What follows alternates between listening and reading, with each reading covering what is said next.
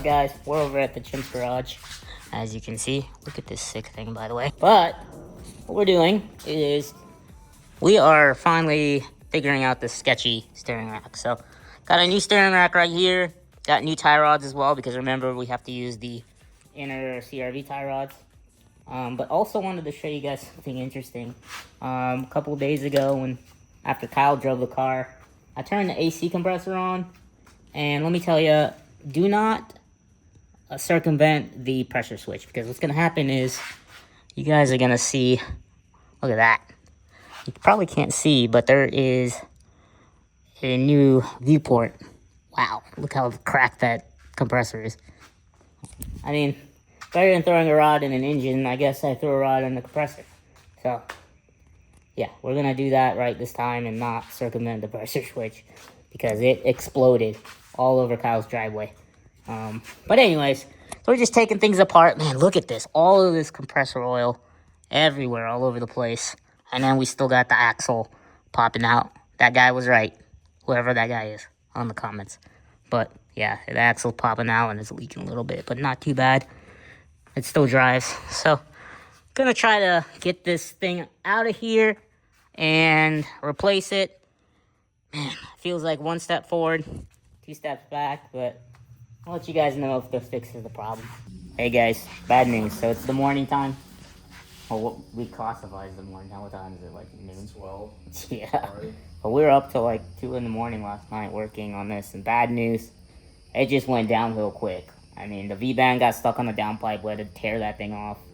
It took like an hour. It took like an hour. And then we just couldn't get the steering rack out. So I think the problem, we know the problem is you either have to drop the subframe, or because the T-case is in the way, that's where the steering shaft is. Well, we're going to have to take the T-case out, drop the diff here, and try to pull it out from here, because I don't really want to do the whole subframe thing and try to shimmy that rear mount back on. So, yeah, big disaster last night, but try again today and see if we can knock this thing out.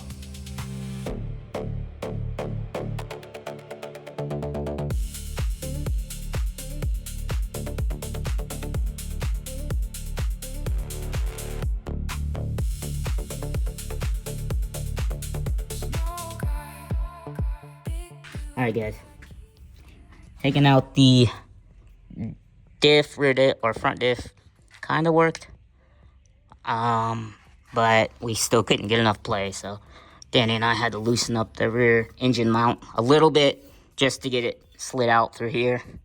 So we did need to take this out anyways. But yeah, this is not a job I would recommend. The engine's still in. Yeah, the steering rack's out right now, so. Yeah, apparently this was the issue. I hope to God it is. I don't know how, because it seems solid. I don't understand how. It seems fine, but I mean, that's the only thing that's... To me, I think those ball joints were bad. We'll see. Everything's new, so let's throw in the new rack and see what happens. New everything, throw it in, and... At that point, everything is new. Literally... Maybe even the drive shaft was going to Oh, yeah, that's right. Today is drive shaft day. What's going on, guys? It's the next day at the house. Yesterday, we got everything in. We ran into a lot of trouble, but it looks like it's fixed the problem, so it's no longer really sketchy. I did tow in a little bit to help the tracking a little bit better. From what I understand, that's a little bit better with these front-wheel drive cars. But it's no longer front-wheel drive, because we got a fancy drive shaft in there.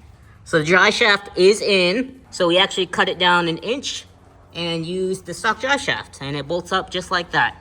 So not too bad. It does still spin a little bit, but that's because we don't have a locked rear diff. Actually got plans for that. Kyle and I talked about it, and he's gonna help me sort that out as well. So yeah, we got the steering all fixed. It's no longer going all over the place. But one of the things we are still struggling with is the axle. It is slipping out a little bit. So whoever that guy is in the comments, and all the folks who told me it would happen, it happened. You guys are right. What's up, guys? So I wanted to cut in post edit. I was editing a video and I was like, you know what, this is going to lead to miscommunication and confusion, and I hate that, right? So what I'm going to do is I'm going to lay the bottom line up front and let you guys know what happened, and you guys can enjoy watching me fumble through the rest. But what ends up working here is for the passenger side, for my setup, right? Remember, I have a DC2 subframe with EK all-wheel drive mounts. For the passenger side, it's just a Gen 2 CRV or element axle, right? Passenger side. For the driver side, what you're going to do is you're going to take the passenger side RD1 axle, flip it over to the driver side. On the transmission side, you're going to remove the cup from the RD1 and put a K cup on there. So element or CRV Gen 2 inside transmission side cup. So what we're going to do here is we're going to bring back the second gen CRV or element axle that I bought and was originally going to put in there. And we are just going to use this side, the cup side that goes into the trans case. The rest of it is just going to be put away because we're going to use the stock RD1 axle for this part. What that's going to help us with is I think that this shaft is just slightly longer, and that's going to stop it from popping out on the case side. And I'll show you guys the mess that's happening here. I really am in shambles right now because, as you guys see, look at all the oil, and the whole car is covered in oil underneath. I pretty much leaked out the entirety of the trans fluid because, as you can see here, let's see if I can get a little angle, better angle. It is just barely popping out of the housing, and that is enough to leak all over the place and cause this mess. So we already have the brand new RD1 axles, so hopefully I can reuse the boot and try to get that sorted. I already have a brand new axle seal that's gonna go on there as well. Where's that, Johnny? Right there from Honda. Spared no expense. And we're gonna try to get this working. Like, again, I haven't really done this or seen any internet videos of how to take apart the cups.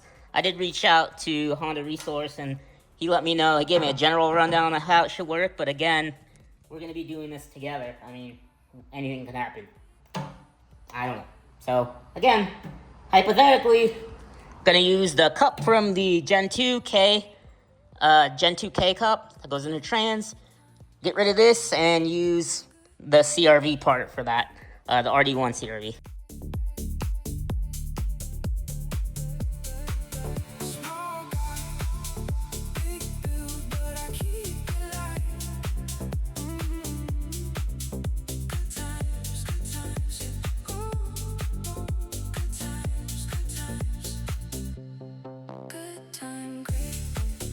Alright, so we got the RD1 axle out right here, and this is the Gen 2 CRV or element K axle, and we can definitely tell that the transmission side snout's a little bit longer.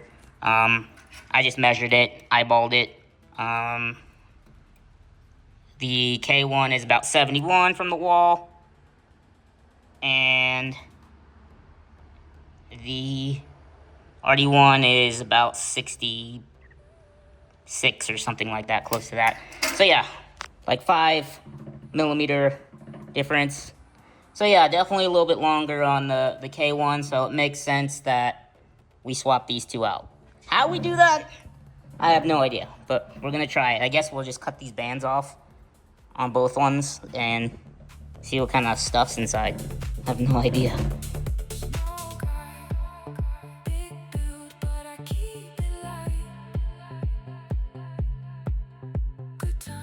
Guys, I wanted to get this part on camera just because I hadn't really seen much of this on the internet. So I just took the boot off and got all kinds of goodness in here on the K-axle side. It's really goopy, for lack of a better word. Yeah, lots of grease in there. What is that? I guess it's just grease. So, you just pull it out, like that. You can see that's where the wishbone fits in. Got plenty of grease in there. I don't even think we'll need to swap the grease out. This side right here has got the little wishbones on it. and a little, it's kind of like, can't explain it. Looks like a cam lobe, to be honest. But yeah, pretty cool. It's a lot less intimidating, and that was easier than I thought. So let's just keep on taking stuff apart, I guess.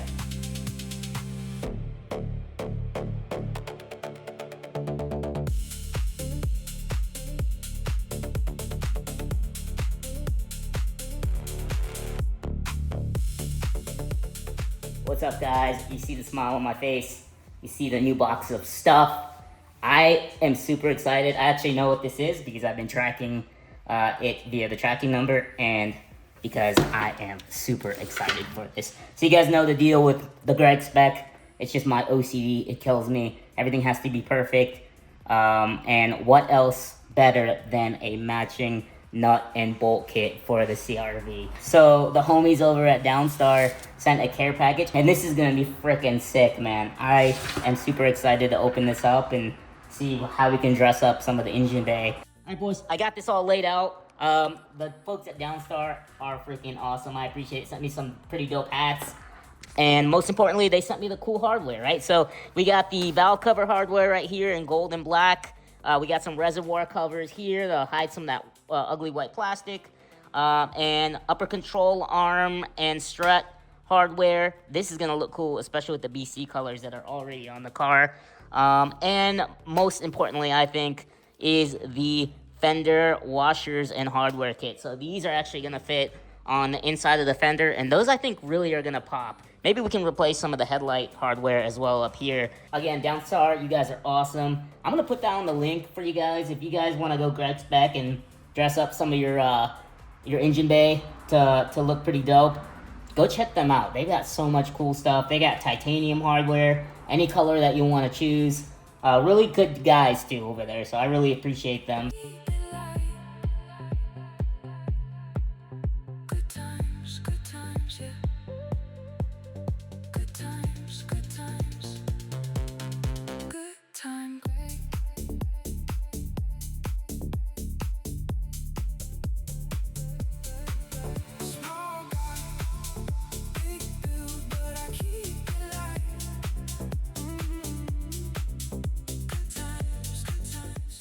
All right, boys, let's check it out.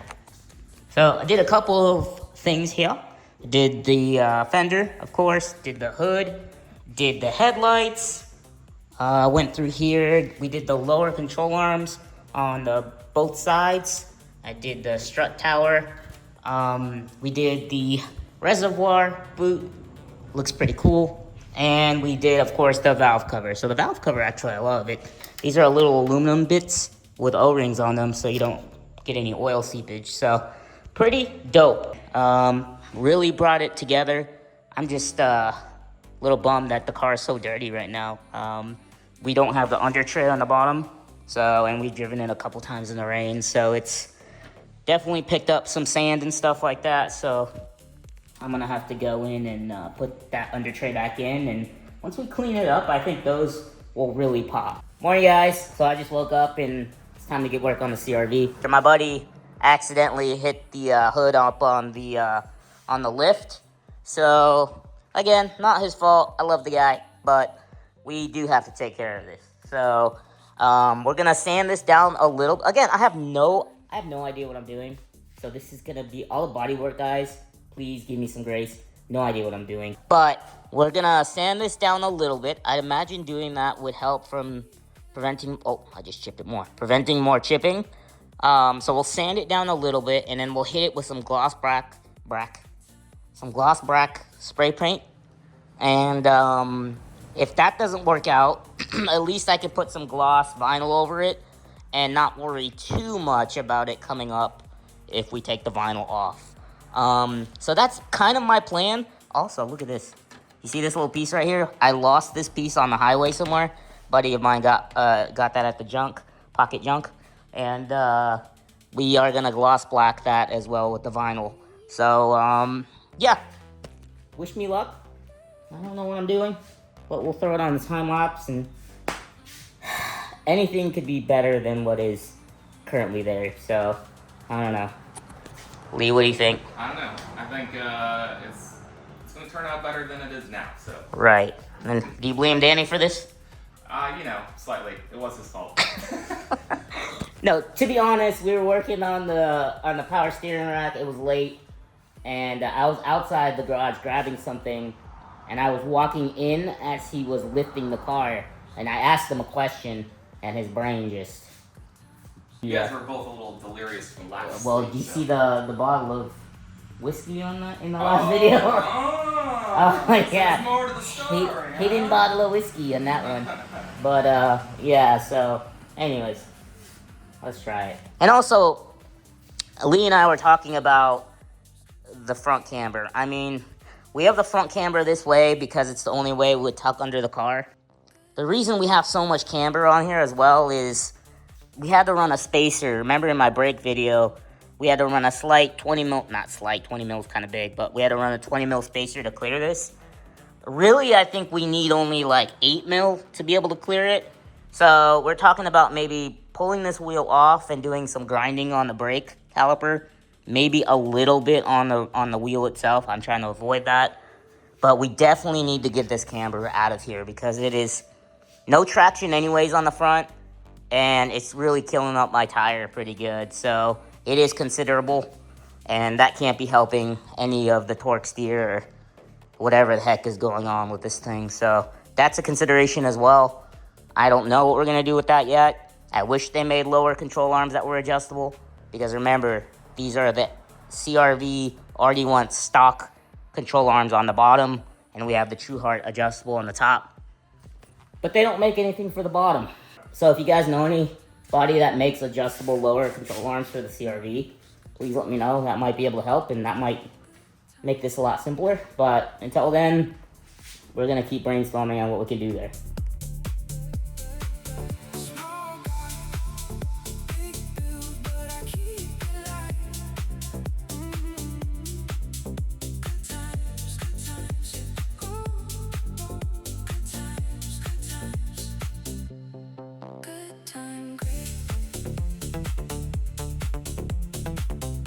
All right, check it out, boys. So the paint dried.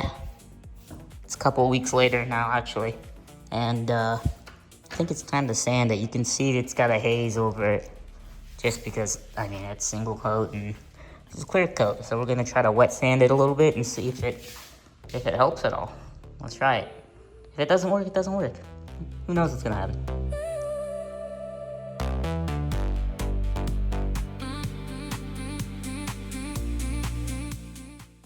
All right, boys, so that's what it looks like.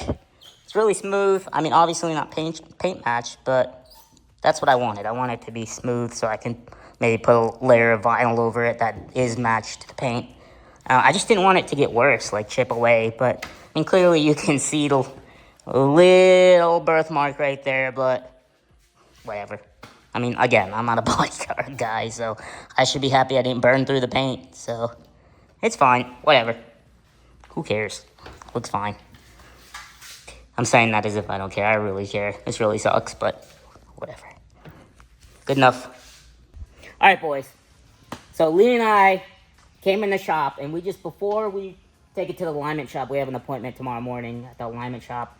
We wanted to go in and we wanted to put paint marker and witness marks on every component of the subframe, lower control arms, and everything, right? And we're losing our minds. We did a couple of base measurements, right? And it showed that it was towed out quite a bit, which is completely different than the 1/8 in that I measured it before, right? So immediately we knew something was moving around, but we couldn't find it with the paint marks, right?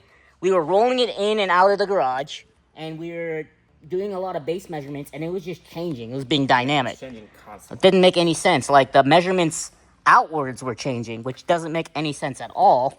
And then Lee actually spotted it first, and it is the lower control arm front bolt, which we never expected. That was the last thing that we thought it was. So look at this, boys. Yeah, you can see the bolt moving there. So for the guys in the comments that mentioned the front wheel moving under the dyno load, good eye, good spotting. But again, we couldn't I mean, that was the last thing that we thought it was going to be, right? So, because that's like, that shouldn't be dynamic. That's a bolt, right? So you can see the guy that I bought the subframe before actually wallowed the hole out here to fit a nut back there because I guess he broke the weld. Now, that isn't the case here on this side, but I guess what happened is it just, from moving so much, it's wallowed the front hole, and that is exactly what's happening here, right? So the back of the nut is actually welded here, but because the front hole is so wallowed out, it's just moving around. Yeah, it's got too much slop. Right, so thank you, Lee, for pointing that out, but I didn't even, like, I would have never considered it was going to be the front bolt. I was sure that it was going to be the rear compliance that were moving around, and I mean, guys, I wasn't going to show this, but because I measured it, right? It was an 1/8 in, and I was like, I know it's an 1/8 in. But because it's so dynamic, I literally drove it to Kyle's house, like maybe twice. And I drove it up north maybe an hour once or twice. And Kyle actually rotated these for me last night, but they are corded, right? And that literally happened almost overnight. So I didn't even know. And guys, this side is even worse. We got some steel belts here. So I saw that immediately.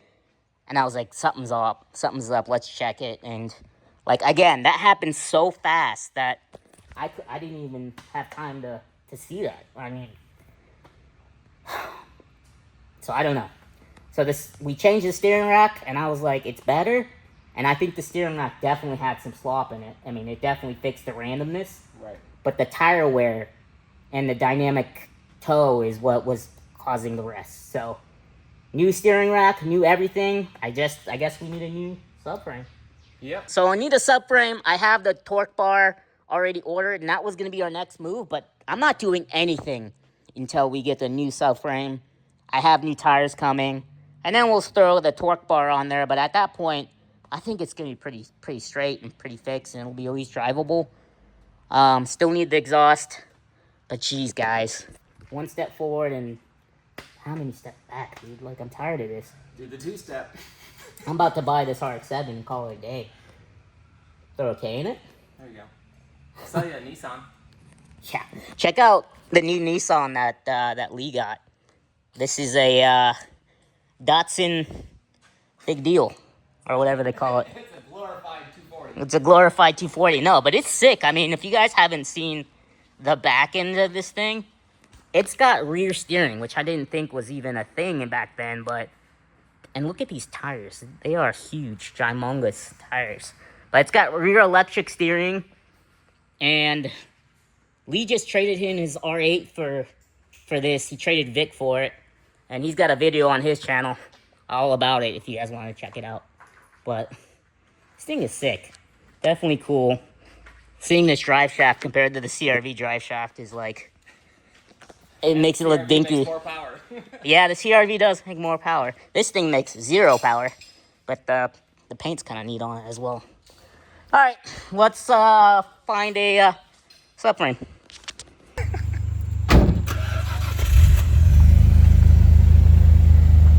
Hey kids, don't try this at home.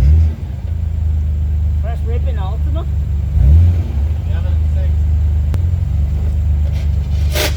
Oh, dear Lord, push the clutch in first.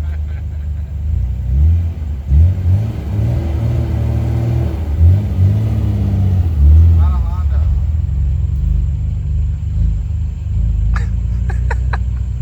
You're driving with no lights on.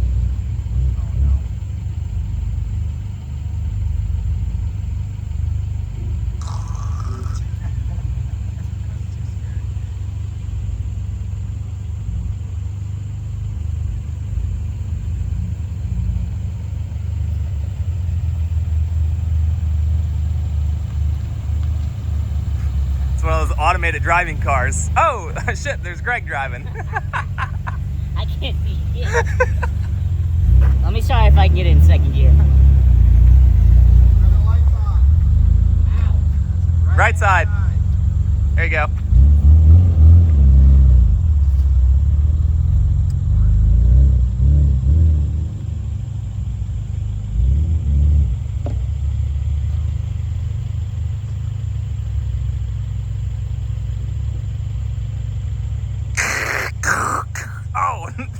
suspense.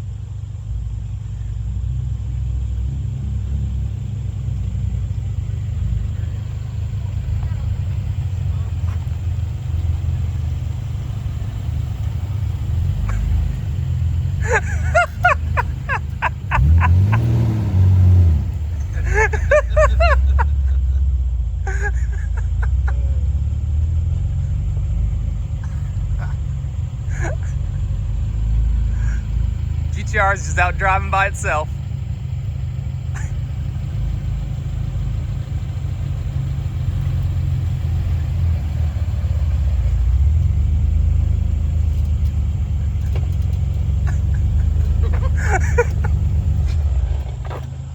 Well, knock that one off the bucket list. How do you get out of this thing? There we go. Right side. Thank you. Oh, Jesus. Relax. Thank you, Lee. Just had to knock that one out the bucket list real quick, you know. Big build, but I keep it light. Good times, yeah. Good times, good times. Good time, Greg.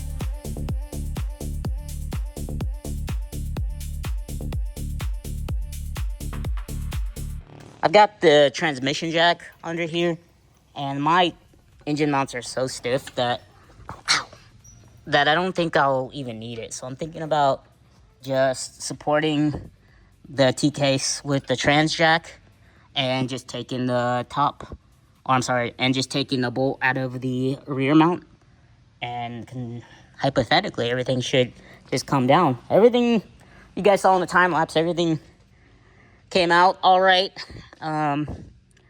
These are definitely wallowed out. So, and the back bolt is stripped out. So, I mean, I could have probably gotten away with it. But, no, these are actually pretty bad now that I see it. The replacement's actually much better. So, anyways, so I just wanted to pause the time lapse and show you guys what's up. I took the steering rack bolts out, so that should just stay when the subframe drops to the back and out. So just one more bolt left, I guess. We'll see what happens. So put it on the time lapse again and keep on rocking.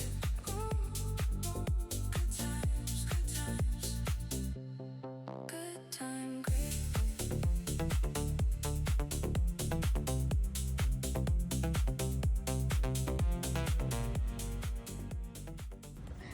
All right, boys, still sweating, but things are looking good. So I got the subframe out.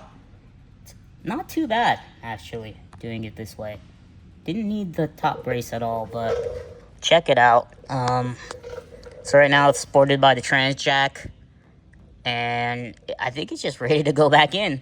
I'm looking over some things while I have access here, just to make sure that nothing is melting, everything looks good, no leaks. I did find some seepage on the VTEC. It looks like the VTEC solenoid switch up here. So just right there, some seepage, and it's dripping down on top of the oil pressure sensor and coming down on the oil filter, and a little bit right here, but there's plenty of room to get to this upstairs, so I'm not gonna worry about it to get to it now. But everything else looks pretty sick. I'm looking at my shielding from the back end.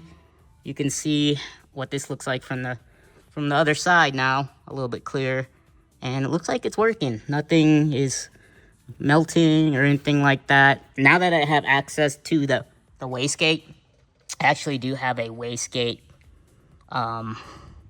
cover or heat shield that I'm gonna throw on there while I can see it.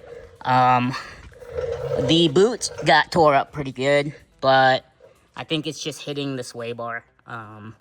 And there's nothing really I can do about that. It's a manual rack, so I'm not too worried about it, but I don't really know any way around that. What it's doing is it's pushing here, and it looks like it's popping that end off. This side is rubbing as well, but not nearly as bad. The boot isn't as damaged. And yeah, I probably don't want that to do that for a very long time. That's probably not good for the CV. axles. But anyways, we'll start getting some things back together. I'll throw in that heat shield and start putting things back together so we get the stress off the CV joints. Good times, yeah. Good times, good times. After a couple of hours of struggling with that, everything is in. So got the new subframe in, everything is torqued down to spec, all the marks that we had before are cleaned up, and everything looks good. So what I'm gonna do is probably take it down the driveway and then pull it back in, tighten everything down, and then we'll mark it and try to set the toe again to an 1/8 in and see. And hopefully that does it. I'm really hoping it does. I mean, the steering rack fixed some of it. It was definitely some steering rack issues, but this, you know, dynamic toe stuff is, I think, from the old subframe being wonky. So I'm hoping this does it, because I am just about out of ideas for this. Hopefully it does it so I can just drive the car and it drives straight. That would be nice. All right, boys. So we're pulling it out of the garage, finally. I've been waiting for this rain to clear up so we can see if this thing's fixed. I'm hoping and crossing my fingers. When I drove it from the back, it drove straight. We measured the toe. We did about an 1/8 in. So a little bit of toe in. So we'll see if this fixes the problem. If it doesn't, I'm about to give up. It's gonna be a little bit loud.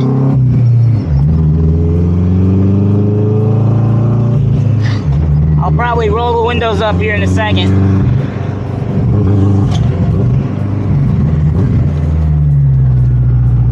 Car definitely needs an exhaust.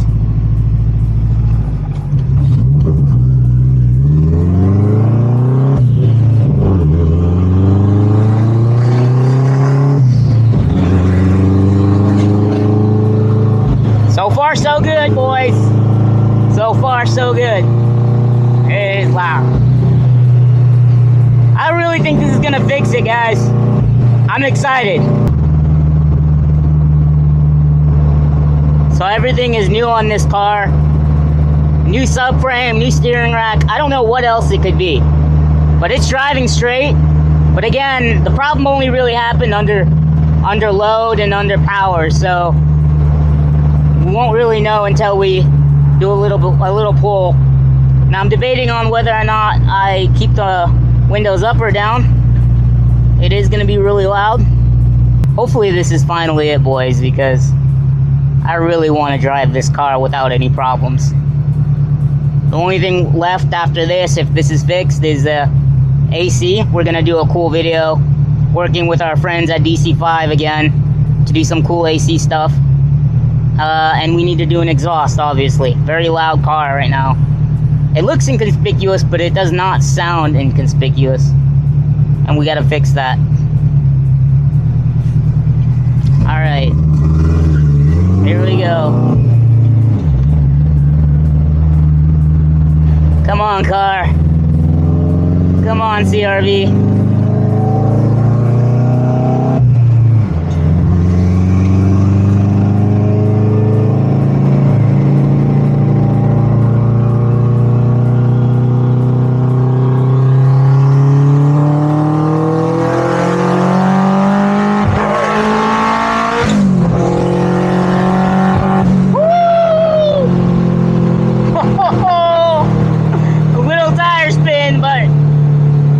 I'd say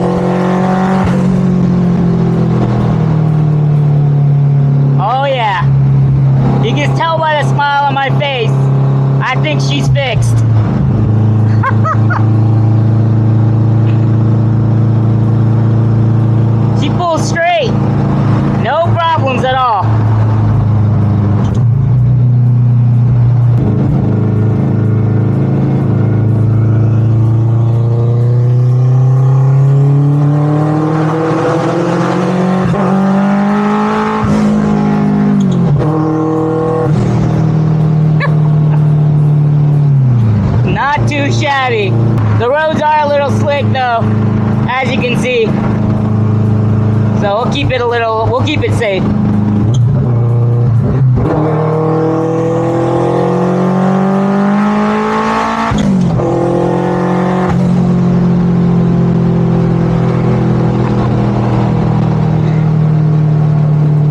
Short shift, but it proves a point. She drives straight. That's freaking awesome.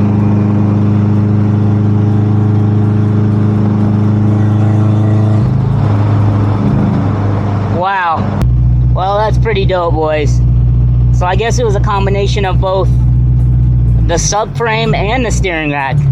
Because when we fixed the steering rack, it solved the jolting to the right, but the subframe was still causing some randomness to the left. So, new steering rack, new subframe. She drives straight as an arrow, boys. Puts a smile on my face. A lot of time finally getting this thing driving straight. This is really the first time I've driven it with confidence that it was gonna go straight. So we've invested a lot in this car, but I think it's gonna be fun.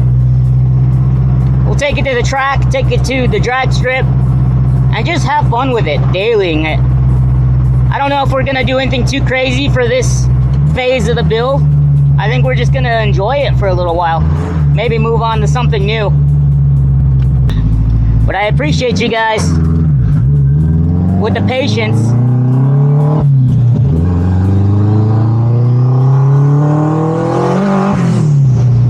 We figured it out together. So I think this is gonna wrap it up for this one, boys. The next video, we're gonna be getting into my Miata, doing some fun stuff with that car, introducing that car. I know a lot of folks have been asking about it, so we'll do that. Take a break with the CRV. But for those of you guys going to Leadfoot City for Kyle's birthday, make sure you come say hi. I'll be there with some cool stuff. We'll be selling new merch. The guys will be there. So come see the car. I'll be recovering from a knee replacement, but hopefully I'll be okay. We'll see if I can drive this car on the track. But I'll be there in any case. So come say hi, boys. I think that's gonna do it for this one. See you on the next one.